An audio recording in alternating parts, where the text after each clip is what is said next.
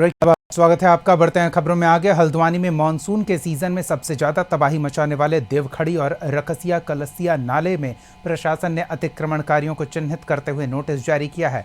देवखड़ी नाले में 206, रकसिया नाले में 386 अतिक्रमण चिन्हित किए गए। सभी को 15 दिन के भीतर अतिक्रमण हटाने के निर्देश दिए गए हैं।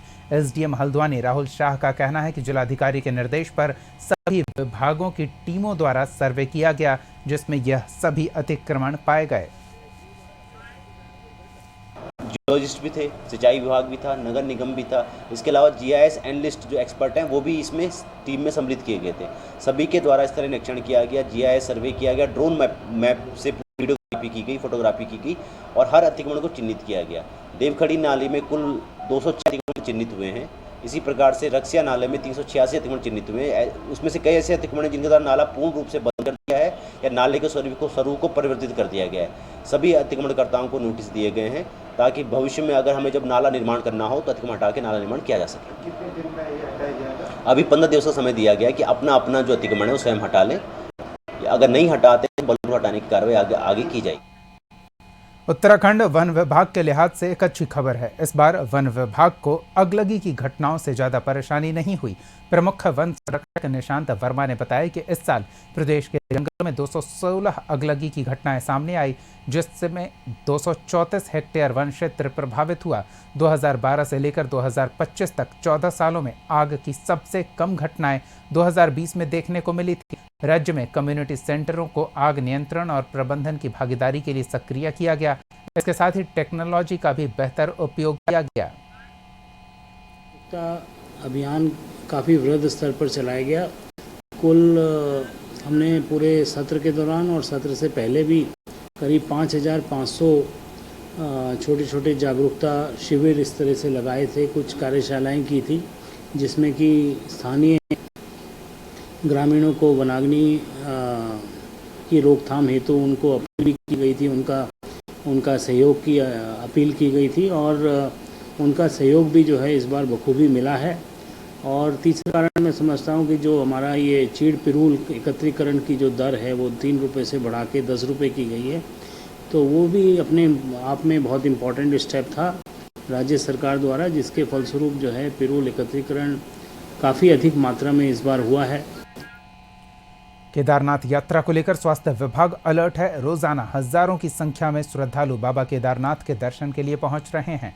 राज्य के स्वास्थ्य सचिव डॉक्टर आर राजेश कुमार ने बताया कि केदारनाथ में 17 बेड वाले अस्पताल को पूरी तरह तैयार किया गया है। डॉक्टर और मेडिकल स्टाफ की भी तैनाती की गई है।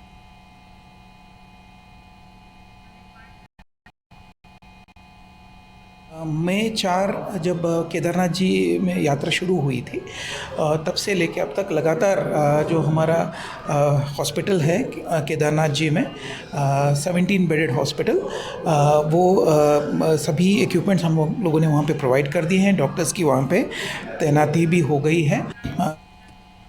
उत्तराखंड पीडब्ल्यूडी डिपार्टमेंट ने एक नई पहल की है। इसके तहत एक ऐप लॉन्च किया गया है जिसमें सड़क से संबंधित जानकारी दी जाएगी। ऐप में सड़क बंद होने का रियल टाइम डेटा दिया जा रहा।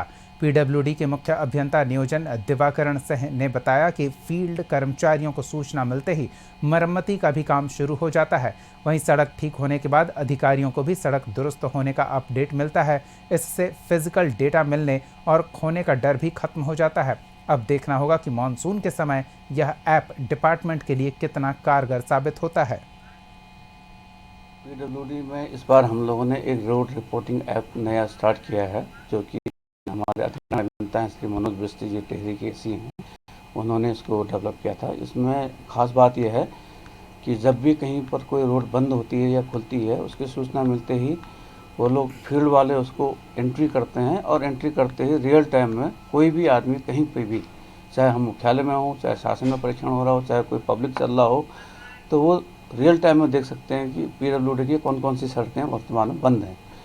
और जैसे ही खुलती हैं तो खुलने की सूचना उसमें अपलोड करते ही तत्काल हमें सबको पता चल जाता है कि रोड खुल। चंपावत जिले में सरकार के राष्ट्रीय स्वास्थ्य मिशन के कार्यों को जन जन तक पहुंचाकर संचालित करने वाले एनएचएम कर्मी, आशा कर्मी और आउटसोर्स कर्मी पिछले 3 महीने से मानदेय न मिलने से काफ़ी परेशान हैं। समस्याओं को लेकर एनएचएम कर्मियों ने सीएमओ चंपावत को ज्ञापन भी दिया, साथ ही काली पट्टी बांधकर विरोध जताते हुए कार्य किया। मैं आशा कार्य करती हूँ और हमें प्रोत्साहन राशि जो है कि 3 महीने से नहीं दिया गया है, जबकि हम गांव-गांव में डोर टू डोर कार्य करते हैं, सर्वे करते हैं, जो कि हमें रीढ़ की हड्डी माना गया है।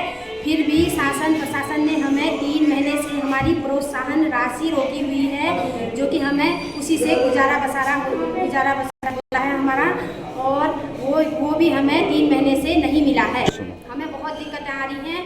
कोई आशाएं तो ये है कि हमें मतलब उसी से ही घर चलाया जाता है, और 3 महीने से रोका गया है। हमें बहुत दिक्कतें आ रही हैं घर चलाने में। उत्तराखंड में 4 धाम यात्रा चल रही है, साथ ही मौसम भी करवट ले रहा है। इससे तेज बारिश होने के कारण कई मार्गों पर मलबा आ जा रहा और मार्ग अवरुद्ध हो जा रहे हैं। हालांकि पीडब्ल्यूडी मार्गों पर यातायात तुरंत चालू करने को लेकर काफ़ी सक्रियता से काम कर रही।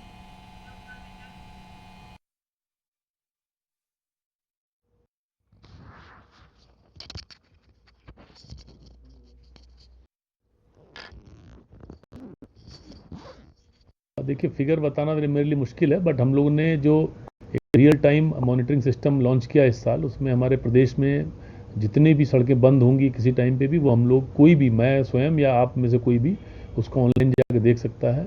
उसमें खुलने का संभावित समय, सड़क एग्जैक्टली कितने किलोमीटर पे बंद है, उसकी फ़ोटोज़, वो सारी चीज़ें हम लोग ने पोर्टल पर डाली हैं, तो रियल टाइम उसको देखा जा सकता है। और जैसे खुलती आती सड़क इमीडिएटली उसको अपलोड किया जाता है उसमें सिस्टम पर कि हम।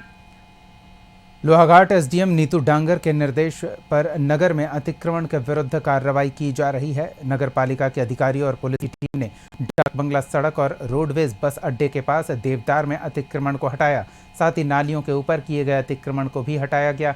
इस दौरान कई लोगों पर जुर्माना भी लगाया गया।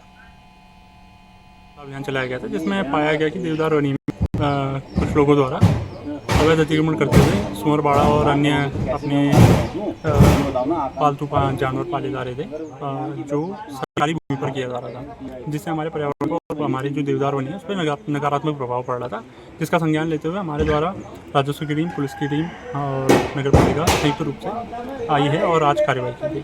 कार का अगर कहीं भी पाया जाएगा तो हम उस पर कार्रवाई। इस बुलेटिन में फिलहाल इतना ही। कशिश न्यूज़ पर खबरों का सिलसिला जारी रहेगा, देखते रहिए कशिश न्यूज़।